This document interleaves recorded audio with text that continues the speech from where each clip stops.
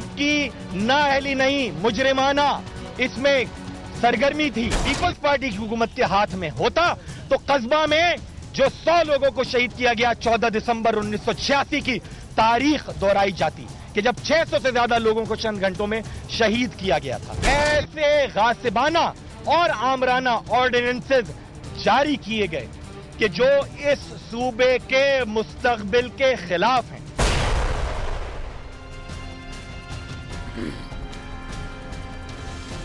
अस्सलाम वालेकुम and good evening everybody, you watching crossfire. मैं हूं मेहर बुखारी। आज दो अहम इश्यूज पे बात होगी। एक तो बात होगी एक मरहूम आमिर के बनाए हुए निज़ाम को खराज तहसीन पेश करने की, और दूसरी अहम तरीन खबर आज की कि एक जिंदा आमिर को क्लीन चिट देने की। इन दोनों अहम मौज़ूआत में बात करेंगे, मगर इससे पहले कि हम उसका आगाज़ करें नाजरीन, पाकिस्तान पीपल्स पार्टी ने सिंध से खुशखबरी हमें ये सुनाई है कि अंग्रेज़ का बनाया हुआ कमिश्नरी निज़ाम जो है वो वापस आने से सूबे में हुकूमत की रिट बहाल हो गई है। आपको याद होगा यकीनन कि सूबाई हुकूमत की बहाल होने वाली रिट गुज़िश्ता 3.5 साल से कराची के वज़ीर आला हाउस में मुफाहमत के बिस्तर पर निढाल पड़ी थी। ये वो रिट है कि जिसके सामने कराची की टारगेट किलिंग में 1000 से ज़ायद लोगों का लहू रिस्के खाक हुआ, लेकिन इसे कुछ ख्याल ना आया। ये वो रिट है कि जिसने कट्टी पहाड़ी की चोटी पर खड़े होकर गिरदो नवाह में शहरियों को कटते, तड़पते, बिलकते और लुटते हुए देखा, लेकिन बहाल होने का नाम तक ना लिया। अब ये रेट एक अंगड़ाई लेकर बहाल हो गई है। तो हम ये देखेंगे कि क्या कश्मीर से हैदराबाद तक की सड़कें जहां सरशाम डाकू दंदनाते फिरते हैं महफूज हो जाएंगी? क्या डिप्टी कमिश्नर और कमिश्नर मिलकर कराची में बहते लहू को अपने इख्तियारात की छड़ी से रोक पाएंगे? पाकिस्तान पीपल्स पार्टी का कारनामा है कि इस जमात ने बड़ी मेहनत से वक्त की कब्र से कमिश्नर का मुर्दा निकाल कर कस्बा कॉलोनी के चौक में रख दिया है और खाली कब्र में मुफाहमत को डालकर ताकत की मट्टी तले दफन कर दिया है। नाज़रीन, आज जनरल ज़ियाउल हक की रूह पाकिस्तान पीपल्स पार्टी से खुश होगी यकीनन कि आखिरकार उसने सिंध में उन्हीं के बनाए हुए निज़ाम को अपना लिया, वो निज़ाम के जो उनके अपने साहबजादे रद्द कर चुके हैं। इसी के हवाले से बात करने के लिए हमारे साथ मौजूद है MQM के सीनियर रहनुमा फैसल सब्जवारी साहब, हमारा साथ दे रहे हैं पीपल्स पार्टी के रहनुमा और सूबाई वज़ीर इत्तलात शर्जील मेमन साहब। आप दोनों का बहुत बहुत शुक्रिया। अस्सलाम वालेकुम। फैसल सब्जवारी साहब, मैं आप ही से आगाज़ करूंगी। आपने कहा बदमाशी हो रही है, खन्नास बोल रहा है, आज आपको अपोजिशन सीट्स भी ना मिली, आपके इस्तीफे भी नहीं कबूल हो रहे। ये पीपल्स पार्टी करना क्या चाह रही है? आखिर कोई टाइम लाइन आपको बताई है कि इस्तीफे कब कबूल होंगे, कब आप अपोजिशन का भरपूर किरदार अदा कर सकेंगे? जी मेहर, बहुत शुक्रिया। ये कोई टाइम लाइन तो नहीं बताई गई है, लेकिन हमने पुरजोर दरख्वास्त फिर की है। हम अपने आप को मुस्तफ़ी ही कंसिडर कर रहे हैं और कायम मुकाम गवर्नर हों या हमने तो कहा गवर्नर का भी इस्तीफ़ा मंजूर कीजिए ताकि कोई नए गवर्नर आएँ, वो हमारे इस्तीफ़े मंजूर करें और फिर जो असेंबली की जो भी कार्रवाई हो, जो भी हुकूमत की कार्रवाई हो, उसमें हम हिज़्ब इख्तिलाफ़ का किरदार अदा करें प्रॉपरली, और ऐसी हिज़्ब इख्तिलाफ़ के जो दुरुस्त को दुरुस्त कहे और गलत को गलत कहे और बैठकर बात करे, गुफ्तगू करे, जमहूरी तौर पर मुखालफत करेंगे। उसको ना हम लड़ाई की जानिब ले जाना चाहते हैं, ना ये दरख्वास्त है कि उसको लड़ाई से ताबीर किया जाए। जी फैसल सब्जवारी साहब, आज जिसकी तवक्को थी वही हुआ। बिल जो है बड़ी आसानी से पास हो गए, ज़रूरत पड़ी तो ये कौमी असेंबली से भी पास हो जाएंगे। आपका क्या अब क्या स्ट्रैटेजी है, क्या करेंगे फिर? महर, देखिए, अददी अक्सरियत तो पाकिस्तान पीपल्स पार्टी के पास सूबा सिंध में है। हमने 51 अरकान सूबाई असम्बली जो 168 के हाउस में है, एक अच्छा सिग्निफिकेंट नंबर है, उनकी जानिब से सख्त तरीन एहतजाज से ये बावर कराया है कि ये ऐसा नहीं है कि सब कुछ अच्छा है या हो जाएगा, बल्कि हमारे शदीद तहफ़्फ़ुज़ात हैं। वो तहफ़्फ़ुज़ात हमने आज के एहतजाज के हवाले से दुनिया भर को बतला दिए। हम अदालतों में भी जाएंगे, हम पब्लिक ओपिनियन बिल्डिंग भी करेंगे, क्योंकि हमें लोगों ने वोट दिए हैं और हम ये समझते हैं कि सिंध भर के लोगों के साथ ये अच्छा नहीं हुआ है, और इसको अच्छा होने से रोकने के लिए हम प्रेशर जो कि पब्लिक ओपिनियन बिल्डिंग का है उसके ज़रिए भी डालेंगे, और हम अदालतों के भी से रुजू करेंगे कि वो ज़रा तशरीह करें और वो आगे आएँ कि आया ये कानून साजी सही है, गलत है, हो सकती है, नहीं हो सकती। तो हम तमाम तर जो अवेलेबल डेमोक्रेटिक ऑप्शंस हैं उनको अपनाएंगे। अच्छा शर्जील मेमन साहब, अस्सलाम वालेकुम, शुक्रिया साथ देने का। बताइए, आपकी जमात के कुछ लोग हैं जो वो कह रहे हैं कि आज हुकूमत की रिट बहाल हो गई है, तो गोया ये समझा जाए कि पिछले 3.5 साल से आपकी हुकूमत की रिट नहीं थी सिंध में? जी महर, एग्जैक्टली इस तरह तो नहीं था, लेकिन मैं ये जरूर कहूंगा कि क्योंकि ये निज़ाम ऑलरेडी चल रहा था اس چلتے ہوئے نظام کو، کیونکہ ان کا ٹینیور بھی باقی تھا ناظمین کا، تو ہم ڈسٹرب کرنا نہیں چاہ رہے تھے اور ہم انتظار کر رہے تھے کہ وہ اپنا ٹینیور پورا کر لیں، کیونکہ کسی بھی غیر جمہوری طریقے سے ہم نہیں چاہ رہے تھے کہ ناظمین کو ہٹایا جائے. اور جس طرح انہوں نے ٹینیور پورا کیا تو اس ٹینیور سے بھی زیادہ ان کو ٹائم دیا گیا، اس میں انہوں نے اپنے سسٹم کو اور پرولونگ کیا. اس کے بعد جب 3 صوبوں میں یہ چیز آ گئی تو اس کے بعد اب سندھ میں بھی جو اس سسٹم کو اڈاپٹ کر لیا ہے، اور اس سے عوام کو ہم مزید ریلیف دینے میں انشاءاللہ تعالیٰ مدد ملے گی. نہیں میمن صاحب، جو آپ کہتے ہیں مزید ریلیف دینے میں مدد ملے گی، یعنی کہ اگر ریٹ کی بحالی کا یہ نسخہ اتنا ہی تیر بہ ہدف تھا تو پہلے کیوں نہیں اس کو آزما لیا، پہلے کیوں نہیں اس کو امپلیمنٹ کر لیا؟ یعنی کہ کہنے کا مطلب کہ کراچی میں ٹارگٹ کلنگ بھی جاری رہی ہے، فرقہ وارانہ قتل و غارت بھی جاری رہی ہے، آپ کی ٹینیور میں بام بلاسٹ بھی ہوتے رہے ہیں، پہلے کیوں نہیں کر لیا پھر یہ؟ دیکھیں مہر صاحبہ، میں نے آپ کو جیسے بتایا کہ یہ وقتاً فوقتاً جس طرح دوسرے صوبے اس کو اڈاپٹ کرتے گئے، اور اس کے بعد جب سندھ نے یہ محسوس کیا کہ اب ہمیں بھی اڈاپٹ کرنا چاہیے، اور یہی چیز جو ہے ہم یہ پہلے بھی کہہ چکے تھے کہ ہمیں یہ چیز کرنی ہے. محترمہ بے نظیر بھٹو صاحبہ نے اپنی الیکشن کیمپین میں یہ کہا تھا کہ ہم حیدرآباد ڈسٹرکٹ کو اپنے اصل صورت میں لائیں گے. اور اس کے ساتھ ساتھ آپ نے یہ بھی دیکھا ہوا کہ وزیر اعظم پاکستان نے بھی کراچی سی ایم ہاؤس میں ایک جلسے میں خطاب کرتے ہوئے یہ کہا کہ ہم حیدرآباد ضلع کو اپنی اصل شکل میں لائیں گے. یعنی کہ جب ایک سیکنڈ ایک قطع کلامی معاف شجین میمن صاحب، جب ایم کیو ایم آپ کے ساتھ بھی بیٹھتی تھی، اس نظام پہ بڑی غور و فکر ہوئی ہے بڑی دیر کے لیے، it is been the bone of contention for the longest time, تو کیا آپ نے تب بھی کلیئر کر دیا تھا ایم کیو ایم کو کہ ہمارا آبجیکٹو یا اینڈ سولوشن یا الٹیمیٹلی ہم نے اسی نظام کو بحال کرنا ہے؟ کیا یہ آپ نے ان سو مینی ورڈز کہا ہوا تھا؟ دیکھیں ہماری کور کمیٹیز کی میٹنگ جب ہوتی تھی تو یقیناً اس چیز کو ڈسکس ہوا ہے، فائنلائز نہیں ہوا تھا، لیکن یہ ڈسکس ضرور ہوا ہے مختلف مواقعوں پہ کہ اس سسٹم کو آنا چاہیے. صحیح. میں فیصل سبزاری صاحب آپ کی جانب جاتی ہوں. جب پیپلز پارٹی شروع سے ہی آمادہ تھی، شروع سے ہی کنونس تھی کہ اسی سسٹم کو واپس لانا ہے، تو کیا یہ آپ کو قائل نہیں کر سکے، کنونس نہیں کر سکے، یا آپ سمجھنے سے قاصر تھے؟ کیا بات تھی؟ مہر، پہلی بات تو یہ ہے کہ 2 چیزیں ہیں. بلدیاتی حکومتوں کو، جو کہ آئین کا آرٹیکل 140A کہتا ہے کہ every province shall have local governments, جو فائنینشلی، پولیٹیکلی، ایڈمنسٹریٹولی اتھارٹی رکھتی ہوں گی، ان کا قیام جو ہے وہ ایک تو آئینی بھی ریکوائرمنٹ ہے. اور یہ یقیناً یہ عدالتوں میں بھی بات آئے گی نکل کے کہ آیا جنرل ضیاء کا 79 کا آرڈیننس ایک فائنینشلی، پولیٹیکلی، ایڈمنسٹریٹولی اتھارٹی رکھنے والی لوکل گورنمنٹ بنا بھی سکتا ہے یا نہیں بنا سکتا. پیپلز پارٹی کے اپنے منشور میں بھی جس ڈیولیوشن کی بات کی گئی ہے کہ ترقی یافتہ ممالک کے جو ماڈلز ہیں ان کو اڈاپٹ کیا جائے گا، تو یہ بھی ان سے پوچھا جائے گا اور ان کے ووٹرز بھی پوچھیں گے، یہ لوگ بھی پوچھیں گے کہ آیا 79 کا جنرل ضیاء کا نظام جو ہے وہ واقعتاً ایک بہت مثالی اور ماڈل قسم کا سسٹم ہے یا نہیں ہے. پیپلز پارٹی کے ساتھ جو ہمارے مذاکرات ہوتے تھے وہ یقیناً اس بات پر ہوئے کہ انہیں اعتراضات آئے 2001 کے لوکل گورنمنٹ آرڈیننس پہ.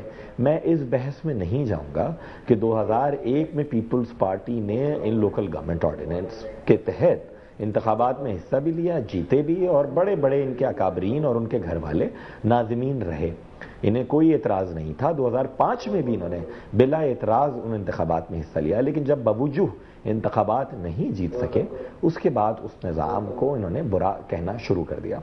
ٹیبل کے اوپر جب بات ہوتی تھی تو ایم کیو ایم کا یہ ماننا ہے کہ 2001 کا لوکل گورنمنٹ آرڈیننس جس میں ترامیم بھی ہوئے 2005 میں، وہ کوئی صحیفہ آسمانی نہیں ہے، اس سے بھی زیادہ بہتر مزید ڈیوالوڈ سسٹم ہم دیکھنا چاہتے ہیں. تو third tier of the government ہم دیکھنا چاہتے ہیں.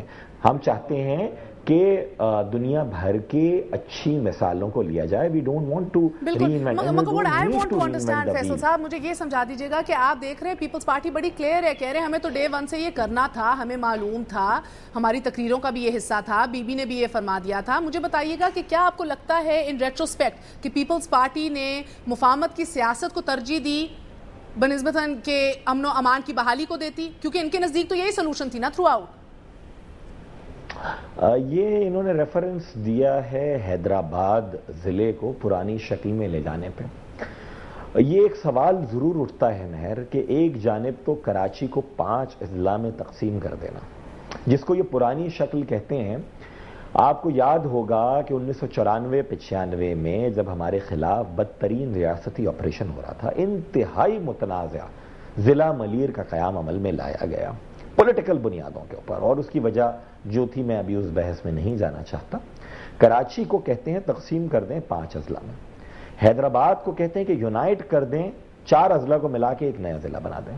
چلے یہ ڈائیکاٹمی ہے، اس کو بھی apart from that Arbab Ghulam رحیم صاحب کے زمانے کے بنائے ہوئے اضلاع کے اوپر اعتراض ہے، جو کہ ٹنڈوالا یار تھے اور مٹیاری اور دیگر تھے، تو کشمور پر کیوں نہیں ہے، جامشوروں پر کیوں نہیں ہے، قمبر شہداد کوٹ پر کیوں نہیں ہے، عمر کوٹ پر کیوں نہیں ہے؟ ان ڈسٹرکٹس کو ڈی نوٹیفائی نہیں کیا، اس لیے نہیں کیا ووٹس اپنے ادھر سے ملے ہیں، پولیٹیکلی کوئی ڈیمیج نہ ہو۔ جی کیا کہیں گے آپ شرجیل ان کے عوامی نمائندے وہاں موجود ہیں just to hit the MQM's vote bank and MQM's voters, جبکہ وہاں کے عوام کی آواز وہاں کے عوامی نمائندے اٹھا رہے ہیں جو کہ ہمارے پاس مینڈیٹ۔ شرجیل میمن صاحب کیا بات ہے، کیا واقعی آپ MQM کے ووٹ بینک کو متاثر کرنا چاہ رہے ہیں، اپنا محفوظ رکھا ہوا ہے، کیا بات ہے؟ میرے خیال سے کہ اگر کوئی اس کو کسی بھی اینگل میں لینا چاہے تو اس کی سوچ کو تو ہم تبدیل نہیں کر سکتے۔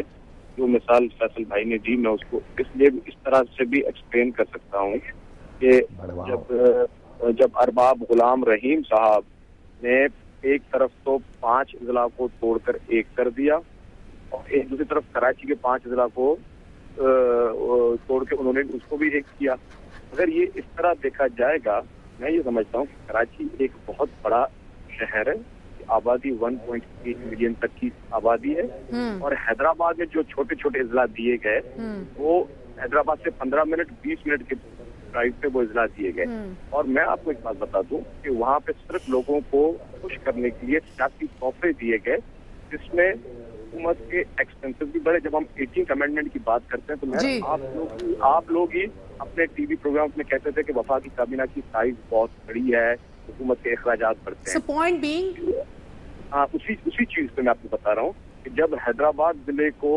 کے چھوٹے چھوٹے جو اضلاع میں تقسیم کیا گیا تو اس میں بھی ہمارے اخراجات حکومت کے بڑھ رہے تھے، وہاں پہ الگ DPOs دیں، الگ PDOs دیں، اور جو پروونشل گورنمنٹ کی ریٹ ہے وہ ختم ہو گئی۔ چلیں مجھے یہ سمجھا دیجئے فیصل صاحب، آپ نے ان کی justification just to add one point کہ یہ میرے دوست میرے خیال میں آئی ڈونٹ نو کہاں ریفر کر رہے ہیں۔ 2001 کے جو لوکل گورنمنٹ آرڈیننس آئے ہیں 4 صوبوں میں جو آئے تھے، انہوں نے 4 پروونشل کیپٹلز کو شہر قرار دیتے ہوئے سٹی ڈسٹرکٹ گورنمنٹس کا قیام عمل میں لایا گیا تھا۔ یہ ارباب غلام رحیم صاحب کے زمانے میں نہیں ہوا، یہ جب چیف ایگزیکٹو تھے پرویز مشرف، اور جس نظام کے تحت پیپلز پارٹی نے انتخابات میں حصہ لیا تھا، یہ جب ہوا تھا یہ کوئی ارباب غلام۔ اچھا مجھے فیصل صاحب یہ بات سمجھائیں کہ کیا وجہ ہے کہ اس معاملے پر آپ کے سوا کوئی اور جماعت کھڑی نہیں ہو رہی؟ کیا بات ہے کہ کوئی جماعت آپ کا ساتھ نہیں دے رہی اس ایشو پہ؟ ڈائنامکس دیکھیے اس سسٹم کے تحت جو پاکستان کی پالیٹکس میں آئی ہے، ڈائنامکس یہ ہیں مہر کے کونسلز تھے نچلی سطح پر، یونین کاؤنسلز، اور اس میں پہلے 21 کا ہاؤس تھا، پھر 13 کا ہاؤس تھا، جس میں مزدور کی بھی نشست، خواتین کی بھی نشست۔ پاکستان مطلب میں تو کم از کم اس کو فیوڈوکریسی مانتا ہوں کہ جہاں اکثریت دیہی آبادی سے تعلق رکھتی ہے، اور جہاں غریب دیہات سے تعلق رکھنے والا بیچارہ جس کو اناج بھی گن کر دیتا ہو جاگیردار، وہ اکارڈنگ ٹو اس کی ول اور وش تو نہیں ہوتی، تو وہاں پر تو کس حساب سے لوگوں کو ہکایا جاتا ہے۔ یہ سسٹم تو انہیں اچھا نہیں لگتا نا، جنہوں نے زندگی بھر اپنے ووٹر کو اپنی رعایا سمجھا ہو اور زمین پر بٹھایا ہو، کبھی ساتھ نہیں بیٹھے ہوں۔ اس سسٹم کے تحت جو ایک پولیٹیکل ایولیوشن جو کہ ارتقائی عمل شروع ہوا تھا، ہم یہ نہیں کہتے کہ وہ بڑا مثالی نظام تھا، ہم کہتے ہیں اس سے بھی بہتر ہو سکے تھا، اچھا اس سے بھی زیادہ پوٹنٹ آپ سسٹم لے کر آئیے۔ کراچی میں ایک وزیر بیٹھا ہے، اس کو کیا پتا کہ کشمور میں یا جیکب آباد میں یا شکارپور کے ایک دور افتادہ دیہات میں گوٹ میں لوگوں کا کیا مسئلہ ہے۔ Let the local representative resolve issues instead of کہ پرانے سسٹم میں، اب یہ پرانے سسٹم کو کیوں لے جانا چاہتے ہیں میں آپ کو بتاؤں، اس لیے لے جانا چاہتے ہیں کہ وہ بڑا ٹوتھلیس قسم کا سسٹم ہے جس کے پاس ٹیکسز لیوی کرنے کے کوئی بہت زیادہ اختیارات نہیں تھے، جہاں ہم نے تو کہا تھا کہ لوکل گورنمنٹ کو پولیسنگ اور ریونیو کے بھی آپ اختیار دیجئے اور ان کو آپ ذمہ دار ٹھہرائیے، ان کو رسپانسبل ٹھہرائیے، انہیں ذمہ داری دیجئے اور رسپانسبل ٹھہرائیے، یا پرانے نظام میں مجسٹریٹ ڈال دینا. بالکل جسٹ الاؤ می مہر کہ 1 جولائی کو صوبائی خود مختاری کا دن منایا گیا. صوبائی خود مختاری کس لیے؟ کہتے تھے کہ وفاق نے اختیار لے رکھا ہے، صوبوں کیوں نہیں دیا. تو بھائی 1 جولائی کو صوبائی خود مختاری کا دن مناتے ہیں اور 10 جولائی کو لوکل گورنمنٹس کی جو خود مختاری ہے اس کو دفنا دیتے ہیں. آپ لوکل گورنمنٹس کو آپ نہیں دیں گے کوئی اختیارات، شہروں اور ضلعوں کو نئی اختیارات دیں، پرانے سسٹم کے تحت ہر کام چیف منسٹر ہاؤس سے ہو، ہر کام وزیر با تدبیر کریں. یہ کیسے ممکن ہے کہ میں وزیر ہوتے ہوئے کہوں بس میں عقل والا ہوں، جو ضلع کا ناظم ہے یا منتظم ہے یا وہاں کا عوامی نمائندہ ہے جسے لوگوں نے الیکٹ کیا ہے اس کے پاس اتنا ایکومن نہیں ہے. دس از انجسٹ. بالکل. آپ مجھے اجازت ہے، پرویز خان صاحب بھی NP کے رہنما ہمارے ساتھ موجود ہیں، MNA ہیں. پرویز خان صاحب مختصر فرمائیے گا، اب سندھ اسمبلی میں اپوزیشن کا کردار صرف اور صرف MQM ہی ادا کرے گی، کیا یہ صورتحال آپ کو لگتا ہے آپ کے نزدیک کراچی میں امن کو دیر پا بنا سکتی ہے؟ دیکھیں جی، حزب اختلاف کا کردار ادا کرنا کوئی غلط چیز نہیں ہے، لیکن اس کے ساتھ ساتھ اگر وہ حزب اقتدار میں جب تھے تو انہوں نے کون سی ذمہ داری برداشت کی؟ انہوں نے یہاں کی جو ہماری قومیں وہاں پہ بسی ہوئی ہیں ان کی جان مال کی حفاظت انہوں نے اس وقت کرتی تھی جو اب ان سے یہ تما رکھے کہ اب وہ کریں گے. جہاں تک یہ آپ کی گفتگو جو اب چل رہی تھی یہ کمشنری نظام کے بارے میں یہ کہوں گا کہ یہ نظام ایک ڈکٹیٹر نے یہاں پہ رائج کروایا تھا، اور اس لیے رائج کروایا تھا کہ جو 2 ڈسٹرکٹ کراچی کے اور ہیں تاکہ ان پہ بھی ان کا تسلط قائم رہے اور ان کی اجارہ داری قائم رہے. ایک طرف تو حیدرآباد میں آپ ڈسٹرکٹ بنا رہے ہیں اور دوسری طرف آپ ڈسٹرکٹ ختم کر رہے ہیں. یہ کتنی کنٹراڈکٹری کلیم ہے جو یہاں پہ انہوں نے اس سے عمل درآمد ایک ڈکٹیٹر نے کرایا ہے، اور ایک ایسی پارٹی جس کا وجود ہی ڈکٹیٹر کی بنیاد پہ یہاں پہ آیا ہے، وہ ایسی پارٹی جو کراچی میں انہوں نے تمام کی جینا بوجھل کر دیا ہے. ہم یہ سمجھتے ہیں یہ کردار کوئی بھی ادا کرے، حزب اختلاف میں ادا کرے یا حزب اقتدار میں ادا کرے، لیکن اس کو خلوص سے ذمہ داری سے ادا کرنا چاہیے، اور جو اور قومیں وہاں پہ رہ رہی ہیں ان کو ساتھ لے کے چلنا چاہیے. جی بالکل. میرا وقت ختم ہو گیا ہے. وقت ختم ہو گیا. فیصل صاحب آپ نے ان کی بات بھی سنی ہے، خلوص سے ذمہ داری سے کام کرنا چاہیے، اور یہ کلیئر ڈویژن اب نظر آ رہی ہے کہ سندھ کی تمام قوتیں ایک سائڈ پہ اور آپ ایک سائڈ پہ. مختصر جواب دے دیجیے گا، بریک کی جانب جائیں گے. بڑا افسوس ہے مجھے، لوگوں نے ابھی کٹی پہاڑی پہ ویڈیوز بنائی ہیں، میڈیا نے بھی، آپ کے لوگوں پہ بھی، کہ کون کتنی ذمہ داری ادا کر رہا ہے اتنی بڑی بڑی بندوقوں کے ساتھ. ان کو بھی، پرویز صاحب کو میں بڑا سینئر آدمی سمجھتا ہوں سر. 2001 میں پرویز مشرف صاحب نے یہ ہر پروونشل کیپٹل کو ایک ڈسٹرکٹ بنایا تھا، پشاور کو بھی آپ کے بنایا تھا. آئی ڈونٹ نو کہ آپ نے اس کو کتنے اضلاع میں بانٹا ہے. اچھا 5 اضلاع میں بانٹا ہے نا، آپ 10 میں بھی بانٹ لیجئے کراچی کو. لوگوں کو پتا ہے کہ who is their saviour. Number 1. Number 2 بات یہ ہے کہ جو انہوں نے کہا کہ جناب ان کو ذمہ داری ادا کرنی چاہیے. ہماری یہ پولیٹیکل ایکیومن اور رسپانسبلٹی ہی ہے کہ ہم نے جس فساد کو لادا جا رہا تھا یا ہمیں اپوزیشن میں آنے کی جو سزا دینے کے طور کے اوپر یہ کٹی پہاڑی سے قصبہ کالانی کو 4 دن تک مسلح دہشت گردوں نے مارا ہے لوگوں کو، ہم نے اس آگ کو پھیلنے نہیں دیا شہر میں. اس سے زیادہ رسپانسبلٹی کا ہم کیا مظاہرہ کریں گے؟ بہت بہت شکریہ آپ تینوں کا، فیصل سبزواری صاحب اور پرویز خان صاحب، شرجیل میمن صاحب، ہمارا ساتھ دینے کا. کون مزید ذمہ داری کا مظاہرہ کرتا ہے یہ تو آنے والے دنوں میں دیکھیں گے، مگر ابھی before I go on a break آپ کو اور ذمہ دارانہ عہدوں کی ذمہ دارانہ باتیں جو ہیں وہ ہم سنانا چاہیں گے. ناظرین، حکومت پاکستان کی ایک معاشی پالیسی کا حال انفارچونیٹلی کچھ یہ ہے کہ 3 سال اقتدار کے اندر 4 وزرائے خزانہ، 5 سیکرٹری خزانہ اور اسٹیٹ بینک کے 3 گورنر جو ہیں اس کا ساتھ چھوڑ گئے ہیں. اور آج کوئٹہ میں جب صحافیوں سے وزیر اعظم سید یوسف رضا گیلانی سے ان سے پوچھا گیا کہ گورنر اسٹیٹ بینک کیوں استعفیٰ دے رہے ہیں، آخر ان کا جواب کیا تھا، ایک دفعہ ملاحظہ فرما لیجیے.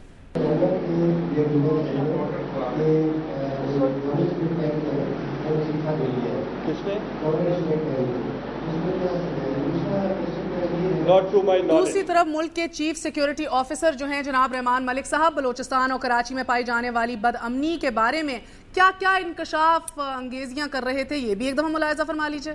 میں نے جب انویسٹیگیشن کی تو ٹارگٹ کلنگ جو تھی وہ 30 تھی. 70% وہ لوگ جو اپنی بیویوں سے جان چھڑانا چاہتے تھے, جو اپنی گرل فرینڈوں سے جان چھڑانا چاہتے تھے, یا گرل فرینڈ یا اپنے بوائے فرینڈ سے جان چھڑاتی ہیں, میرے پاس وہ فنگر ساری پڑی ہوئی ہیں, انہوں نے مروایا. سبحان اللہ. ملک کے چیف ایگزیکٹو اور ملک کے چیف سیکیورٹی آفیسر کا یہ طرز عمل و انداز گفتگو ہو تو اس ملک سے غربت ختم ہو سکتی ہے اور نہ ہی خوشحالی آ سکتی ہے, اور امن و امان کو تو ایسے ملک کے شہریوں کو بھول ہی جانا چاہیے. ایک چھوٹا سا وقفہ لیں گے, وقفے کے بعد آپ کی خدمت میں پھر حاضر ہوں گے اور بتائیں گے اس زندہ عامر کے بارے میں جس کو حکومت وقت کلین چٹ دینے جا رہی ہے. ہمارے ساتھ رہیے گا.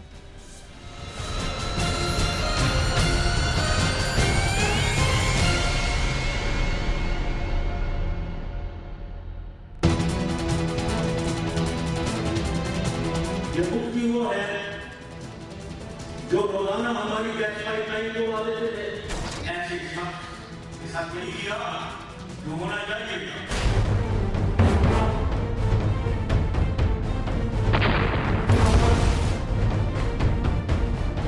نواب اکبر بگٹی کے جو شہادت ہے اس کے معاملے پہ انہوں نے کیوں نہیں ابھی تک کوئی کارروائی کی؟ یہاں پہ نواب اکبر بگٹی صاحب کے قتل کا حساب لیے بغیر ہم کہیں کہ ہم بلوچ عوام کے رقم مرم رکھ رہے ہیں, یہ کوئی مرم نہیں ہو سکتا.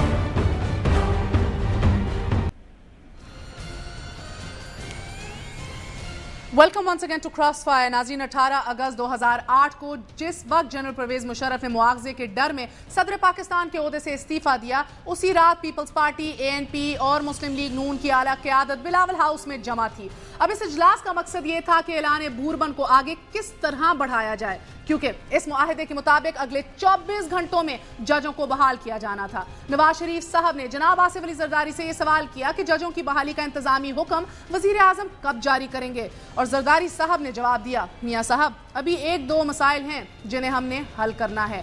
ناچی نواز شریف صاحب اس جواب پر چونک اٹھے اور یہ پوچھا کہ وہ کون سے کام ہیں آخر. زرداری صاحب نے اس کا جواب دیا کہ ہمیں پرویز مشرف کے 3 نومبر کے غیر آئینی اقدامات کو انڈیمنٹی یعنی کہ تحفظ دینا ہے.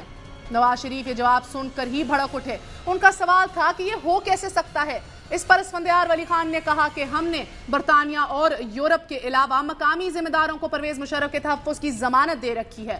اور اس پر نواز شریف صاحب نے پنجابی میں اسفندیار ولی سے کہا کہ میرے نال امریکہ نو زبان دین دی گل ولی خان دا پتر کر رہا ہے. ناظرین, جس رات پرویز مشرف نے اپنے عہدے سے استعفیٰ دیا اسی رات مسلم لیگ نون اور پیپلز پارٹی کے راہیں جو ہے وہ عملاً جدا ہو گئی تھیں. نواز شریف صاحب اس کے بعد بھی جنرل پرویز مشرف کے خلاف غداری اور اکبر بگٹی کے قتل کا مطالبہ بار بار کرتے رہے, اور آج جب اکبر بگٹی کے قتل کا کیس بلوچستان ہائی کورٹ میں زیر سماعت ہے اور یہ عدالت پرویز مشرف کی گرفتاری کے دائمی وارنٹ بھی جاری کر چکی ہے, تب وفاقی کابینہ کی طرف سے اکبر بگٹی کے قتل پر عدالتی کمیشن بنانے کا جواز کچھ سمجھ سے بالاتر ہے. اب اکبر بگٹی کے بیٹے جمیل بگٹی اس کمیشن کو مسترد کر چکے ہیں اور کہہ رہے ہیں کہ اسے پرویز مشرف کو کلین چٹ دینے کی حکومتی کوشش قرار دیتا ہوں میں. اب یہ بات کس قدر عجیب ہے if you think about it کہ پرویز مشرف جس مقدمے میں صاف صاف بچ جائیں گے وہ اکبر بگٹی کا قتل ہے, اور جس مقدمے سے وہ لاکھ کوشش کے باوجود بھی نہیں بچ سکتے وہ آئین شکنی کا جرم ہے. حکومت ان کا سنگین غداری والا جرم بھول کر اکبر بگٹی قتل کیس کے پیچھے پڑ رہی ہے, بالکل اسی طرح کہ جس طرح بھٹو کے اصل قاتل جنرل ضیاء الحق کو چھوڑ کر پیپلز پارٹی ضیاء الحق کے اعلی کار ججوں کے منہ سے معافی کا لفظ سننے کے لیے بےتاب ہے. تو ان حالات میں سوال یہ اٹھتا ہے کہ اکبر بگٹی قتل کیس کی انکوائری عدالتی کمیشن سے کروا کر کیا پیپلز پارٹی 18 اگست 2008 کی رات کو کیے گئے اعلان کے پرویز مشرف کو بچانا ہے کی تکمیل کرنے جا رہی ہے. اور اسی اہم موضوع پہ بات کرنے کے لیے آج ہمارے ساتھ موجود ہیں گل محمد خان جاکرانی صاحب, سینئر منسٹر ہیں پیپلز پارٹی کے, MNA ہیں, اور ہمارے ساتھ موجود ہیں MNA مسلم لیگ نون کے سینئر رہنما ڈاکٹر طارق فضل چودھری صاحب. ہمارے ساتھ ٹیلی فون لائن پہ اکبر بگٹی کے صاحبزادے جمیل بگٹی بھی موجود ہیں. جمیل, آپ ہی سے آغاز کروں گی. السلام علیکم. جمیل صاحب, آپ کو میری آواز آ رہی ہے؟ جمیل بگٹی صاحب, آپ کو میری آواز آ رہی ہے؟ جمیل بگٹی صاحب لائن پہ ہی ہیں, ان کو ریکنیکٹ کرنے کی کوشش کرتے ہیں ابھی. میں آپ کی جانب آتی ہوں جاکرانی صاحب. السلام علیکم, بہت بہت شکریہ ساتھ دینے کا. مجھے یہ بتائیے گا کہ یہ اس کمیشن کو بنانا, اس کا اور اس ٹائم پہ بنانا, اس کا مقصد کیا تھا؟ پہلی بات تو میرے نواب اکبر بگٹی کی شہادت تو یہ ایک بہت بڑا المیہ ہے, اور یہ اس ملک کا بہت بڑا عظیم ایک رہنما اور لیڈر تھا. یہ تو جیسے آپ نے فرمایا کہ وہ تو ایک ڈھکی چھپی بات نہیں ہے, کیونکہ مشرف نے سر عام یہ کہا تھا کہ ہم ایسا ہٹ کروں گا کسی کو پتہ بھی نہیں چلے گا, لیکن وہ تو اس میں ہے, ان کا ایف آئی آر بھی کٹی ہوئی ہے. میرے خیال میں سپریم کورٹ جو ہے وہ عدلیہ آزاد ہے. میں اس میں اگر کوئی کمیشن بنتا ہے تو سپریم کورٹ پہ ہمیں اعتبار کرنا چاہیے. عدلیہ تو آزاد ہے. جکرانی صاحب میرے سوال کا جواب دیجیے گا ڈائریکٹ, ایک سیکنڈ میرے سوال کا جواب دیجیے گا. عدلیہ تو آزاد ہے, کیا حکومت کے ہاتھ بندھے ہوئے ہیں؟ نہیں, میں ایک عرض کروں, کیونکہ اگر اس میں کوئی کمیشن بن گیا ہے تو سپریم کورٹ مشرف کو کوئی پھولوں کا ہار نہیں پہنائے گا, کیونکہ بہت سارے ایسے شواہد سامنے ہیں کہ میں سمجھتا ہوں یہ کیس اور بھی مزید مستحکم ہوگا اور مشرف کے گلے میں جو پھندا ہے وہ نہیں نکلے گا, لیکن وہ پھندا اور بھی اس کو مضبوطی سے اس کو گلے میں پڑے گا. اچھا, تو میرے خیال میں یہ جو کمیشن بنا ہے یہ تو اسی کو مشرف کو ریلیف دینے کے لیے نہیں بنا ہے. اچھا صحیح ہے, صحیح جان دیتے ہیں. پھر آخر کیا بات ہے ان کے صاحبزادے جو حقیقی وارث بھی ہیں ادھر کے بلوچستان, وہ ان کا یہ کہنا ہے, ان کے بیٹے بلوچ رہنما بھی ہیں کہ یہ مسترد کرتے ہیں, آپ کی نیت پہ شک ہے. جمیل بگٹی صاحب السلام علیکم. ابھی بھی نہیں لائن ملی. اوکے, میں آپ کی طرف آ جاتی ہوں. چودھری صاحب کیا بات ہے, کیا آپ اس منطق کو ایکسیپٹ کرتے ہیں جو پیپلز پارٹی دے رہی ہے کہ اس کو تو مزید جو ہے اس کیس کو شفاف بنانے کی کوشش کر رہی ہے کیونکہ عدلیہ بھی آزاد ہے؟ بسم اللہ الرحمن الرحیم. میں عرض کروں گا کہ اس موقع کے اوپر خاص طور پر جس کمیشن کو تشکیل دیا گیا ہے, آپ گورنمنٹ کے یا پاکستان پیپلز پارٹی کے براہ راست میں کہوں گا کہ عزائم کا اندازہ اس بات سے لگا سکتے ہیں کہ وہ کمیشن کے جو پارلیمنٹ کی مشترکہ قراردادوں کے بعد بنایا جانا چاہیے تھا وہ تو آج تک بن نہیں سکا, اور جس کا نہیں ابھی تک کچھ کہا تھا وہ بن گیا. جو میں سمجھتا ہوں کہ جو نہیں بننا چاہیے, اور خاص طور پہ جو کہہ رہے ہیں کہ عدلیہ آزاد ہے, جاکرانی صاحب قابل احترام ہے. یہ کیس ہائی کورٹ میں ہے اور وہاں سے وارنٹ بھی جاری ہو چکے ہیں. ایک ایسے کیس کے اوپر جس میں ایف آئی آر موجود ہے, وارنٹ جاری ہو چکے ہیں, اور ایک ایسے سینئر اور بزرگ سیاستدان کا قتل ہوا ہے کہ جس کی شہادت سے پہلے بلوچستان کے اندر فریڈم موومنٹ کا لفظ نہیں تھا, کوئی علیحدگی پسند تحریک نہیں تھی, وہ اس کے بعد شروع ہوئی. اتنا بڑا قومی یہ ثانیہ ہے, اور اس کو میں سمجھتا ہوں کہ کمیشن کی نظر کر دینا, یہ بلوچ جو ہمارے بھائی ہیں ان کے زخموں پہ مزید نمک چھڑکنا ہے. اچھا, مجھے موقع دیجیے, اگر چودھری صاحب ایک سیکنڈ موقع دیجیے. میرے ساتھ جمیل بگٹی اب لائن پہ موجود ہیں. I hope he can hear me. Jamil Bugti sahab, can you hear me? Bugti sahab, can you hear me? He cannot hear me. Line منتقل ہوگی مجھے. جی جمیل بتائیے Chaudhry sahab, continue what you were saying. دوسری میں یہ عرض کر رہا ہوں جی کہ دیکھیں, ایک آپ نے جو بات کی کہ جی آئین توڑنے والا جرم, اس کے ساتھ ایک تیسرا جرم بھی میں ایڈ کرنا چاہوں گا آپ کی گفتگو میں, اور وہ میرے حلقے میں ہوا تھا, وہ تھا لال مسجد کا ثانیہ. جی, پاکستان میں جو خودکش حملے ہیں وہ لال مسجد کے ثانیے سے پہلے کبھی اس طرح, اور خاص طور پہ ٹارگیٹڈ ہماری فورسز کے خلاف. میں ایک وقفہ لے لوں چودھری صاحب, اس بات کو ادھر سے اٹھائیں گے, مگر وہی بات ہے کہ یہ اکبر بگٹی کا قتل ہو, لال مسجد آپریشنز ہوں, پریزیڈنٹ کو انڈیمنٹی حاصل ہوتی ہے, مگر کس چیز پہ انڈیمنٹی نہیں ہے, وہ دستور اور آئین کو معطل کرنے کی بات ہے, آئین شکنی کی بات ہے. میں واپس آئیں گے ہم اس ایشو کے اوپر. جمیل بگٹی صاحب زیادہ اکبر بگٹی سے بھی بات کریں گے کہ آخرکار کیوں انہیں بھروسہ نہیں ہے اور کیوں شک ہو رہا ہے حکومت وقت کی نیت پر. ہمارے ساتھ رہیے گا.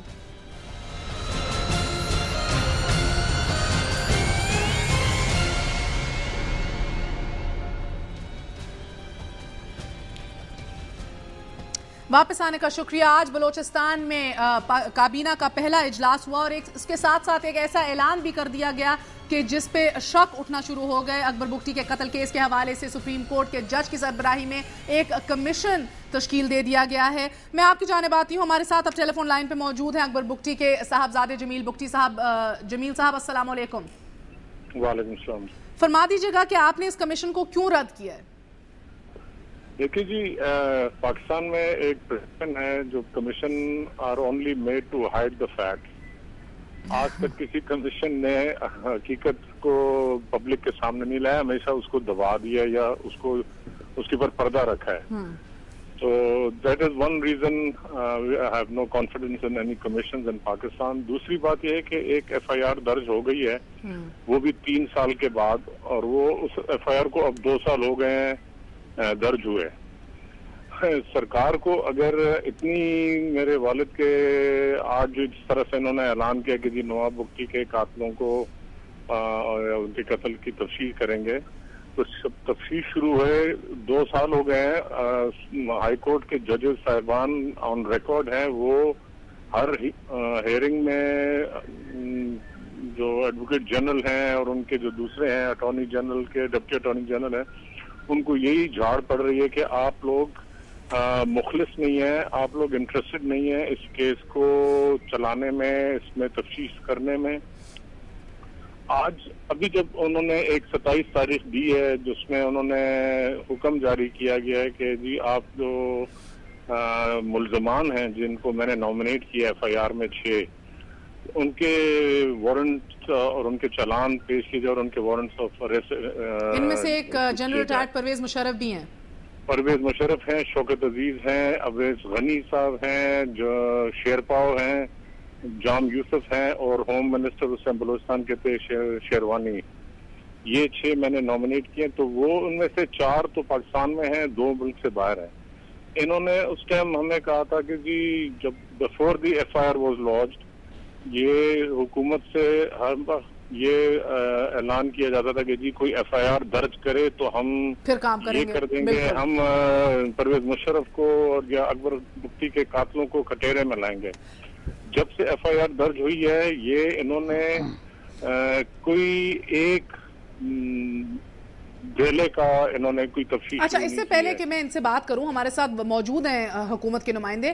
بگٹی صاحب مختصر بتائیے, آپ کو کیا لگتا ہے کہ مشرف کو گرفتار کرنے میں, وارنٹ جاری کرنے میں کیا رکاوٹ ہے؟ دیکھیں, یہ they are trying to cover up Musharraf's back. یہ اس کے الائز ہیں, یہ ایک ڈیل کے تحت آئیں گے. یہ حکومت پرویز مشرف کو انہوں نے انگریزی میں کہتے ہیں نا, well scratch your back you scratch mine, تو یہ وہ کر رہے ہیں. ابھی جب عدالت نے تھوڑا بہت جس پر ہمیں کہ انہوں نے ایک قدم اٹھایا ہے تو یہ کمیشن کی بات آئی. کمیشن تو 1 سال پہلے بھی انہوں نے اناؤنس کیا تھا جب وہ ڈرامہ رچایا گیا تھا گوادر میں آغاز. بالکل. اچھا, میرے ساتھ لائن پہ رہے 1 سیکنڈ آپ بگٹی صاحب. میں آپ کے جکرانی صاحب کیا کہیں گے, آپ کی حکومت اتنی ہی اپنے ایماندار ہے یا اتنی ہی اچھی نیت رکھتی ہے تو آپ اریسٹ وارنٹس کیوں نہیں جاری کرتے؟ مجھے نواب جمیل صاحب کے لیے احترام ہے اور انہوں نے جو خدشات کا اظہار کیا ہے کہ وہ میں ان کو مسترد نہیں کرتا ہوں, کیونکہ ماضی میں اس ملک کے ہسٹری میں بالکل جو کمیشنیں بنی ہیں ان کے کوئی بھی نتائج سامنے نہیں آئے ہیں. اسی وجہ سے آپ کی حکومت میں بھی جناب 18 بن گئی ہیں, ان کے بھی کوئی رزلٹ سامنے نہیں آئے. سو چلیں آگے بڑھیں, میرے سوال کا جواب دے دیجئے. دیکھیں, میں اسی وجہ میرا جو ہے خیال کہ نواب صاحب کا جو شہادت ہے وہ میں نے پہلے گزارش کی کہ وہ بہت بڑا ملکی لیول کا المیہ ہے, جس نے اس کے واقعہ کی وجہ سے بلوچستان میں ایک آگ لگی ہوئی ہے.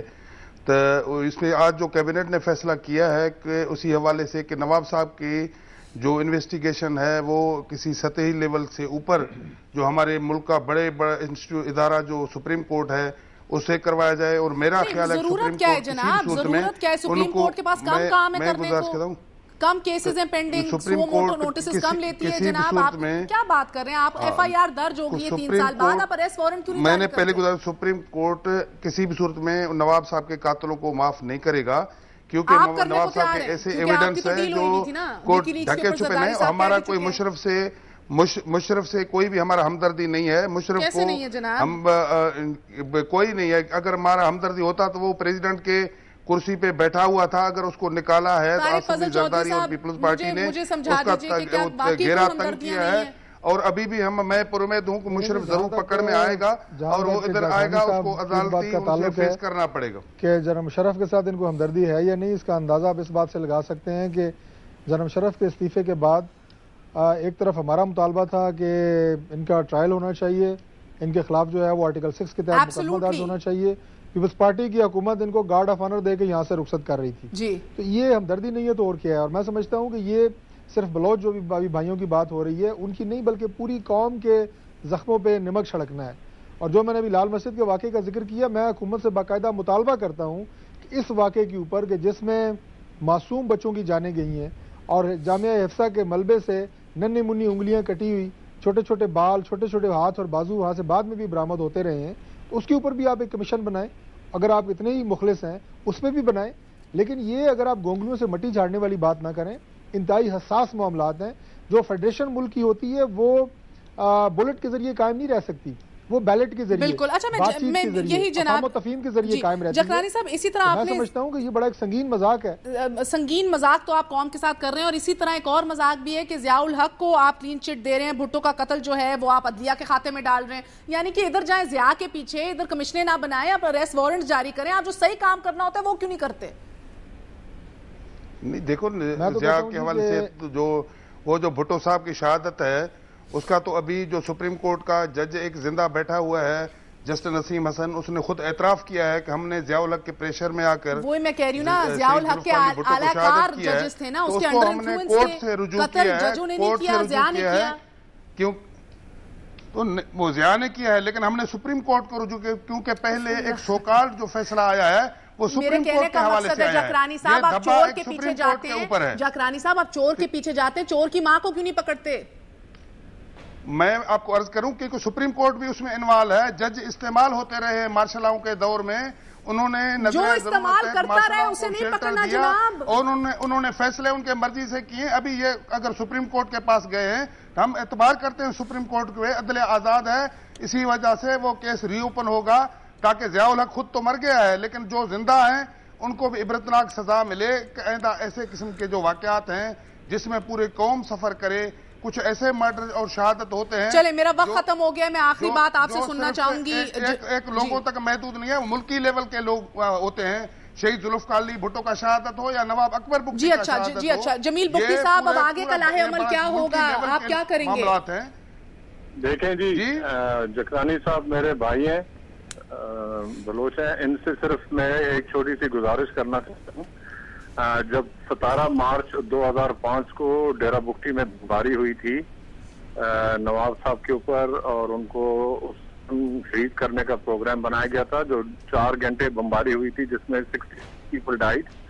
उसके बाद एक पार्लिमानी कमेटी आई थी डेरा बुख्ती का दौरा करने, उसमें जकरानी साहब भी थे, शहरी रहमान थी, नवीद कमर थे और बाकी पार्टियों के थे। उस टाइम इन्होंने कहा कि जी, जब इनको दिखाया गया एक एक, जहां मेरे वालिद का कमरा था, जहां जब वालिद बैठते, जब वहां पर गोलों का, इन्होंने अपनी आंखों से सब कुछ देखा। I'm talking about जी, मेरा वक्त खत्म हो गया, just make your point Bugti साहब। ये इनको मेरे बाप के, इनको बोले उस पर तो कमेटी बताएं, कमीशन बना दें कि जी वो जो बमबारी हुई थी वो मेरे बाप को कत्ल करने के लिए हुई थी या ऐसे ही शब बारात की फुलझड़ियां चला रहे थे। बहुत बहुत शुक्रिया आप सबका, जमील बुख्ती साहब, जकरानी साहब और चौधरी साहब। फुलझड़ियां थी या बमबारी मारने के लिए थी, बहरहाल मुशर्रफ ने तो यही कहा कि मैंने वही किया जो करना चाहिए था। इसी के साथ साथ आज इजाजत लेते हैं, आपसे लिखना ना भूलिएगा, क्रॉसफायर दुनिया न्यूज़.tv till I see you all again, have a wonderful night, good night, खुदा हाफिज।